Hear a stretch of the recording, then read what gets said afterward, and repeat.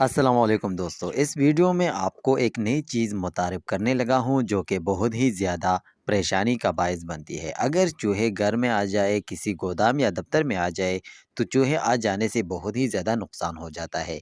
एक चूहा आ जाता है और नुकसान बहुत ज़्यादा कर देता है। इस वीडियो में आपको चूहे पकड़ने का सॉल्यूशन बताता हूँ, बहुत सिंपल सॉल्यूशन है। सॉल्यूशन ये है किताब टाइप, यानी कि आपने एक गत्ता नुमा टाइप लेना है और आपने ये ग्लू इसी तरीके से लगाना है जिस तरह मैं आपको दिखा रहा हूँ।